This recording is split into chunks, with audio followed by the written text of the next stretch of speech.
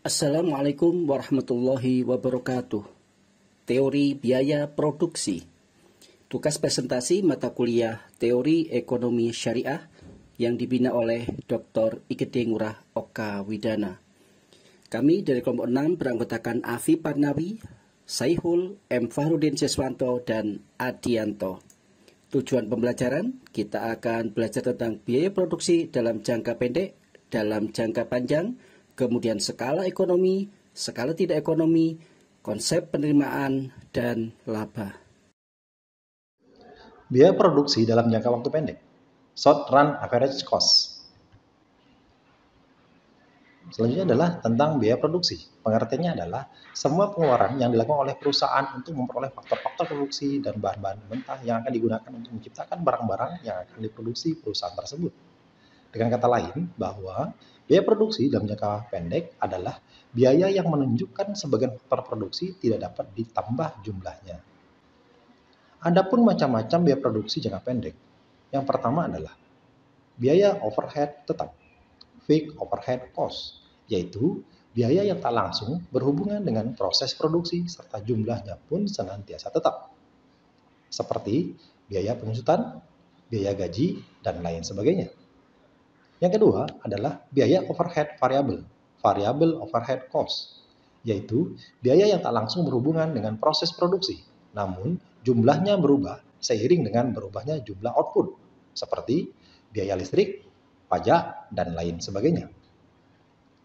Komponen biaya jangka pendek terbagi menjadi 7. Yang pertama adalah biaya total, yang kedua biaya tetap total, yang ketiga biaya berubah total, yang keempat biaya tetap rata-rata, yang kelima, biaya berubah rata-rata. Yang keenam, biaya total rata-rata. Dan yang ketujuh adalah biaya marginal.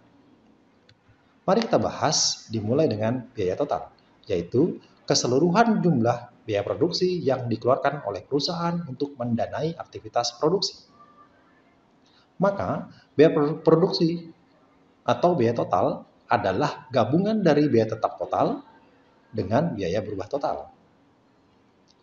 Biaya tetap total pengertiannya adalah keseluruhan biaya yang dikeluarkan untuk memperoleh faktor produksi atau input yang tidak dapat diubah jumlahnya. Seperti ketika perusahaan membeli mesin, perusahaan mendirikan bangunan pabrik.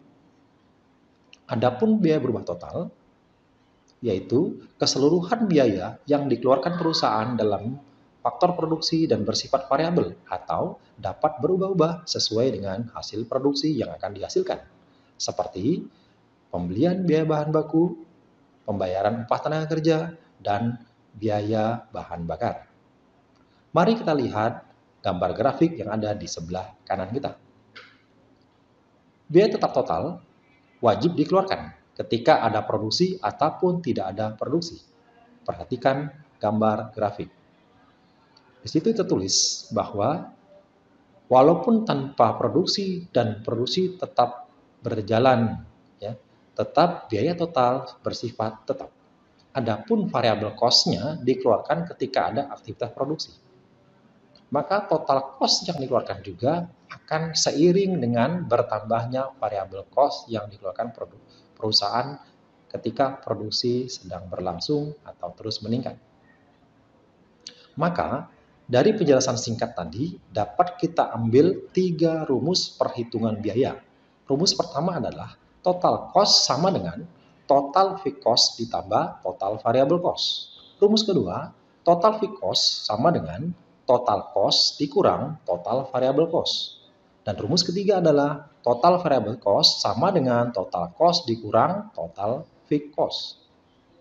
Nah, untuk mempermudah kita memahami penjelasan rumus tersebut, kita mengambil contoh simulasi pada tabel yang berada di sebelah kanan gambar ini.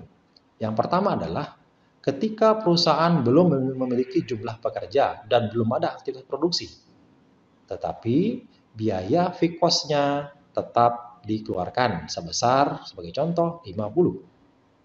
Sedangkan variable cost-nya karena belum ada produksi, menilainya masih kosong. Maka total cost yang sudah dikeluarkan perusahaan adalah sebesar 50.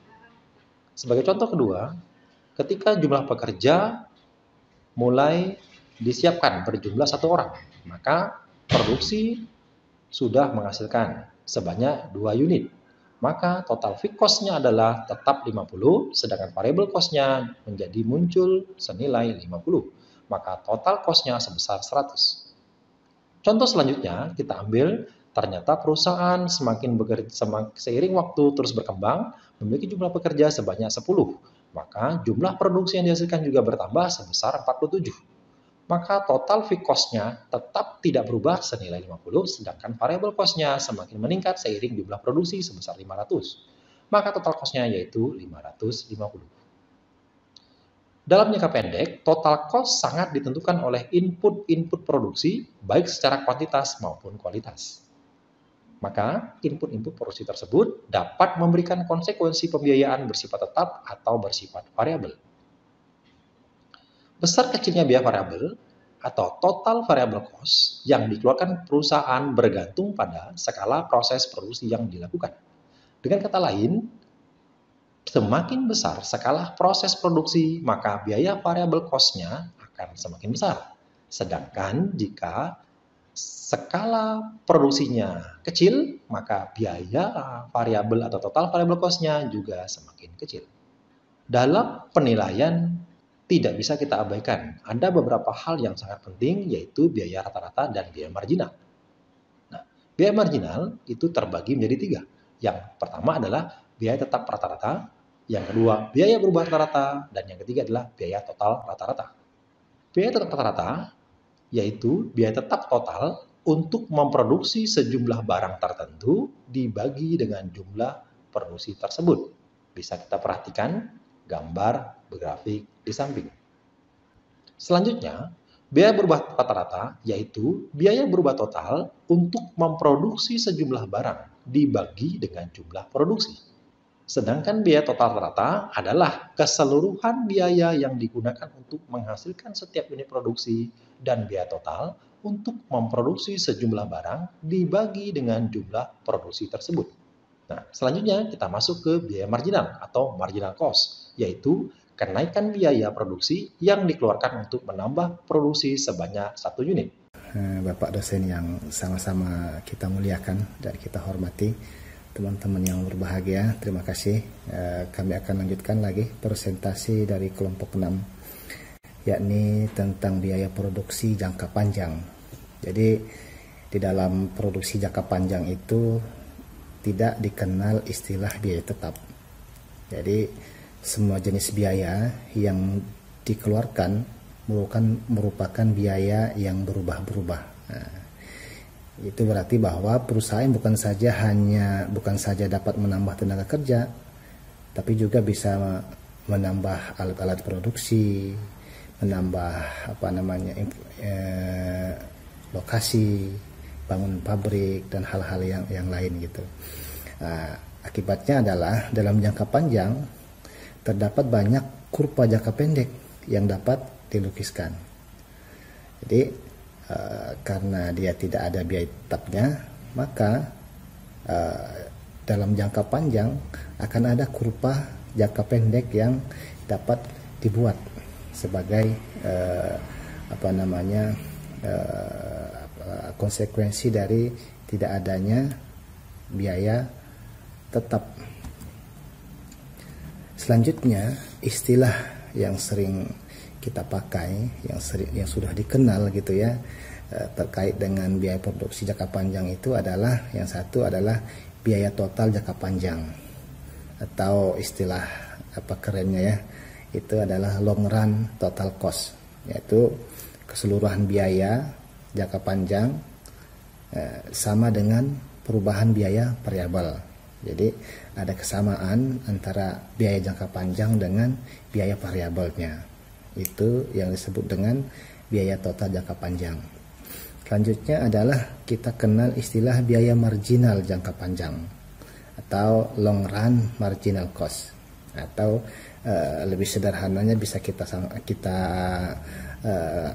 sebut sebagai biaya tambahan karena penambahan produksi. Jadi karena ada penambahan produksi yang tadinya 1 menjadi 2 misalnya, itu yang dinamakan dengan marginal jangka panjang.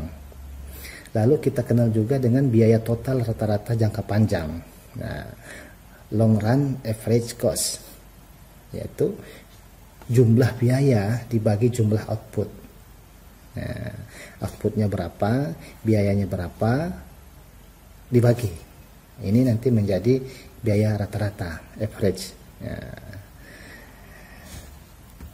alhamdulillah teman-teman sekalian, ya, kalau kita menilik kepada teori biaya produksi jangka panjang ini, paling tidak ada dua hal ya, yaitu adanya kesamaan dengan perubahan biaya variabelnya, terus biaya marginal jangka panjang. Nah, kalau dalam rumusnya itu adalah biaya total jangka panjang, perubahan biaya variabel jangka panjang itu adalah sama dengan. Nah, jadi tadi kita sampaikan bahwa biaya total sama dengan perubahan biaya variabel. Kalau kita lukis, kita buat dalam bentuk rumus, itu berarti LTC, biaya total jangka panjangnya itu sama dengan perubahan biaya variabel jangka panjang. Nah, kalau biaya marginal LMC itu tadi, maka dia samanya dengan perubahan output. Nah, jadi biaya marginal jangka panjang itu sama dengan perubahan outputnya. Nah, kalau biaya total variabel, biaya total sama dengan perubahan biaya variabel. Ya, gitu ya. Lalu selanjutnya kita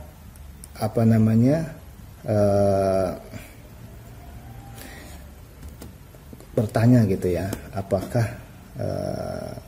kurva yang menunjukkan biaya rata-rata yang paling minimum untuk berbagai tingkat produksi dapat selalu mengubah kapasitas produksinya? Apakah kurva yang menunjukkan rata-rata yang paling minimum untuk berbagai tingkatan produksi itu apakah selalu mengubah kapasitas produksinya? Nah, kalau kita perhatikan di tabel ini, kurva ini menunjukkan bahwa walaupun tidak menghubungkan setiap titik terendah dari AC itu, menggambarkan bahwa biaya minimum perubahan dalam jangka pendek. Jadi ada kaitannya ya, perubahan minimum itu ada hubungannya dengan titik daripada AC terendah itu, AC. Nah, jadi ini yang perlu kita pahami ya, kalau dari biaya total jangka panjang produksi itu. Jadi itu teman-teman sekalian, mudah-mudahan paparan singkat tadi sudah cukup memberikan kita gambaran seperti apa biaya produksi jangka panjang itu ya. Mudah-mudahan bisa kita pahami sama-sama dan memberikan manfaat untuk perjalanan kita ke depan ini. Sebelumnya, Pak Saihul telah membahas apa itu biaya produksi jangka panjang. Bapak Ibu, sekarang kita akan mempelajari skala ekonomi versus skala tidak ekonomi. Skala ekonomi, economies of scale. Perusahaan dikatakan mencapai skala ekonomi jika pertambahan produksi menyebabkan biaya produksi rata-rata menjadi semakin rendah. Mari kita perhatikan kurva berikut. Dari titik 0 bergeser ke kanan Ki A, kemudian bergeser ke kanan lagi Ki B. Di situ dapat kita amati bahwa biaya produksi semakin menurun seiring bertambahnya jumlah produksi. Saat itu, perusahaan mengalami skala ekonomi. Faktor yang menimbulkan skala ekonomi setidaknya ada 4. Pertama, spesialisasi faktor-faktor produksi. Dalam perusahaan yang kecil, pekerja menjalankan beberapa tugas. Pekerja tidak dapat mencapai keterampilan yang tinggi dalam mengerjakan tugas tertentu. Sebaliknya, dalam perusahaan yang besar dilakukan spesialisasi. Tiap pekerja diharuskan melakukan pekerjaan yang spesifik sehingga menambah keterampilan mereka. Produktivitas mereka bertambah tinggi dan akan menurunkan biaya per unit. Faktor yang kedua, pengurangan harga bahan mentah dan kebutuhan produksi lain. Bahan mentah diperlukan dalam kegiatan produksi. Harga bahan mentah akan menjadi bertambah murah apabila pembelian bertambah banyak. Makin tinggi produksi, makin banyak bahan mentah yang digunakan. Hal tersebut menyebabkan biaya per unit akan menjadi semakin murah. Faktor yang ketiga, memproduksi produk sampingan. Dalam perusahaan yang kecil, bahan yang terbuang atau residu kecil jumlahnya, sehingga tidak ekonomis jika diproduksi menjadi produk sampingan. Dalam perusahaan yang besar, bahan yang terbuang jumlahnya sangat banyak. Residu tersebut dapat diolah kembali menjadi produk sampingan. Kegiatan tersebut dapat menurunkan biaya per unit dari keseluruhan operasi perusahaan. Selanjutnya, faktor yang keempat, yaitu mendorong perkembangan usaha lain. Ketika perusahaan menjadi besar, muncul permintaan yang cukup ekonomis untuk mengembangkan kegiatan di bidang usaha lain yang produknya dibutuhkan oleh perusahaan besar tersebut. Pembesaran perusahaan lain akan mendorong pemerintah menyediakan jaringan pengangkutan yang baik dan fasilitas penyediaan air ataupun listrik yang murah di kawasan tersebut. Perkembangan tersebut akan mengurangi biaya per unit. Sekarang kita akan mempelajari skala tidak ekonomi, diseconomies of scale. Suatu perusahaan dikatakan mengalami skala tidak ekonomi apabila pertambahan produksi menyebabkan biaya produksi rata-rata menjadi semakin tinggi.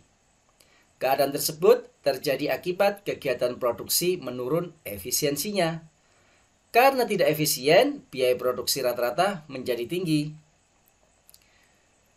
Skala tidak ekonomi dapat dilihat pada kurva berikut. Mari kita perhatikan titik QB, kemudian bergeser ke titik QC. Bagian QB hingga QC adalah bagian di mana perusahaan mengalami skala tidak ekonomi. Demikian. Baik, saya Alfi Parnawi akan melanjutkan penerimaan dan keuntungan maksimum. Penerimaan revenue adalah penerimaan produsen dari hasil penjualan produksinya. Penerimaan total revenue, TR, total penerimaan produsen dari hasil penjualan produksinya, output. TR sama dengan P kali Q. Penerimaan rata-rata, average revenue, AR. Penerimaan produsen per unit produk yang mampu dijual oleh produsen, disebut harga jual produk per unit. AR sama dengan TR per Q sama dengan P titik Q per Q sama dengan P. Penerimaan marginal revenue, MR. Kenaikan dari penerimaan total, TR, yang disebabkan oleh tambahan penjualan satu unit produk, output. MR sama dengan delta TR per delta Q. Hubungan antara TR, AR, dan MR dapat digambarkan dengan dua kasus. Yang pertama, kurva permintaan menurun. asumsikan bahwa kurva permintaan yang dihadapi oleh produsen adalah menurun, yang berarti bahwa ia bisa menjual lebih banyak output hanya dengan menurunkan harga jual. Kurva permintaan horizontal, keadaan di mana produsen menghadapi kurva permintaan yang horizontal, di mana terjadi pada suatu perusahaan dalam pasar persaingan sempurna, yang berarti bahwa harga jual per unit yang diterima produsen tetap, beberapa pun volume output yang dijual produsen tersebut. Hubungan antara TR, AR, dan MR pada permintaan menurun. Ini contoh Q, quantity, P sama dengan AR. T ini penerimaan, AR, average revenue, yaitu pendapatan rata-rata. TR, di sini total revenue, yaitu penerimaan total. MR, yaitu marginal revenue, penerimaan marginal. Ini suatu contoh, quantity-nya jumlahnya 0. P sama dengan AR-nya, penerimaan secara total rata-rata adalah 200. Quantity-nya 1, maka penerimaan rata-rata 180. Dan TR-nya 180, MR-nya 180. Quantity-nya 2. Untuk penerimaan rata-rata, maka 160. Jadi 160, TR-nya 320. Jadi 2 kali 160 sama dengan 320. Dan seterusnya. Hubungan antara TR, AR, dan MR pada permintaan horizontal, di mana AR sama dengan P, sama dengan MR, sama dengan demand. AR, average revenue, yaitu penerimaan rata-rata, sama dengan penerimaan, sama dengan MR, marginal revenue, penerimaan marginal, sama dengan demand, yaitu sebuah tuntutan. Quantity, dari sejumlah, maka TR di sini digambarkan bahwa total revenue, penerimaan total. Maka semakin banyak kualitasnya, maka semakin banyak yang didapatkan tentang total revenue. Kurva permintaan horizontal, keadaan di mana produsen menghadapi kurva permintaan yang horizontal, di mana terjadi pada suatu perusahaan dalam pasar persaingan sempurna, yang berarti bahwa harga jual per unit yang diterima produsen tetap, berapapun volume output yang dijual produsen tersebut. Hubungan antara TR, AR, dan MR pada permintaan horizontal. Q, quantity.